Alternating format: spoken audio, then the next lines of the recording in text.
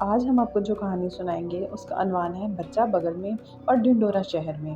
گھر بھر میں ہلچل کا سما تھا، ایسا لگ رہا تھا جیسے ایمرجنسی نافذ کر دی گئی۔ گھر کے ہر فرد پریشان ادھر سے ادھر دوڑتا بھاگتا نظر آ رہا تھا۔ تمام گھر والے ایک ہی چیز تلاش کر رہے تھے، یعنی دادی جان کا چشمہ۔ جب سے دادی جان کو بھولنے کی بیماری ہوئی تھی، آئے دن وہ اپنی کوئی نہ کوئی چیز کہیں نہ کہیں رکھ کر بھول جاتی تھی، اور شامت آ جاتی تھی گھر بھر کی، کیونکہ جب تک وہ چیز مل نہ جاتی دادی جان نہ خود سکون سے رہتی اور نہ ہی کسی اور کو چین سے بیٹھنے دیتی۔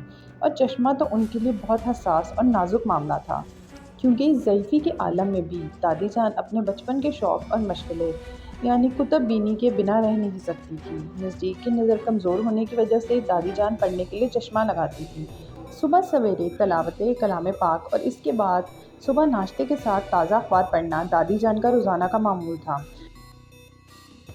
کل شب ہی تو انہوں نے اپنے چھوٹے سے کتب خانے سے نسیم حجازی کی کتاب خاک اور خون نکالی تھی، جو آج ان کو پڑھنی تھی۔ آج صبح جب قرآن حکیم پڑھنے کے لیے دادی جان نے میز سے اپنا چشمہ اٹھانا چاہا تو وہ اپنی جگہ پر موجود نہ تھا، بس اسی وقت سے چشمے کی تلاش جاری تھی۔ گھر کے ہر کونے کی تلاشی لی جا رہی تھی، مختلف افراد مختلف سمتوں میں چشمہ ڈھونڈ رہے تھے، حتیٰ کہ واشنگ مشین، فریج اور کپڑوں کی الماری تک میں بھی چشمہ تلاش کر لیا گیا۔ امی نے تو باورچی خانے میں مسالوں کی ڈبیوں میں بھی چشمہ دیکھ لیا تھا۔ پریشانی میں دادی جان کا بلڈ پریشر بڑھ گیا تھا، جو ان کی صحت کے لیے بہت بڑا خطرہ تھا۔ امی نے جلدی سے بلڈ پریشر کی دعا دے کر ان کو آرام کرنے کا کہا، لیکن تلاوت کلام پاک کے بغیر دادی جان کو بے چینی ہو رہی تھی۔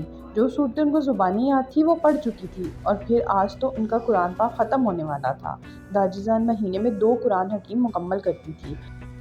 رات میں نے سونے سے پہلے میز پر رکھا تھا، پھر کہاں چلا گیا؟ صبح سے کئی بار دادی جان یہ بات دہرا چکی تھی۔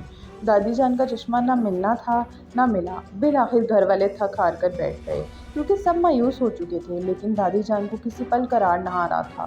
وہ بے چینی سے ٹہل رہی تھی۔ ان کو یوں بے سکون دیکھ کر سب لوگ دوبارہ دادی جان کا چشمہ تلاش کرنے لگے۔ دادی جان نے اعلان کر دیا کہ اگر چشمہ نہ ملا تو وہ آج ہی آنکھوں کے ڈاکٹر کے پاس جا کر آنکھیں ٹیسٹ کروا کر اپنا چشمہ بنانے کو دیں گئی۔ دادی جان کی عادت تھی کہ پان کی گلوری منہ میں ڈال کر مطالعہ شروع کرتی۔ صبح سے دادی جان کو پریشانی میں پان کھانے کا خیال تک نہ آیا۔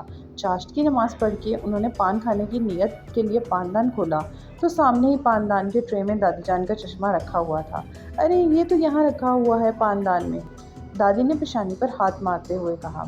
میں نے تو میز پر رکھا تھا، یہاں کیسے آ گیا؟ پل بھر میں گھر بھر میں خبر پھیل گئی کہ دادی جان کا چشمہ ان کے پاندان میں رکھا ہوا مل گیا۔ ابا میاں ہنس دیے۔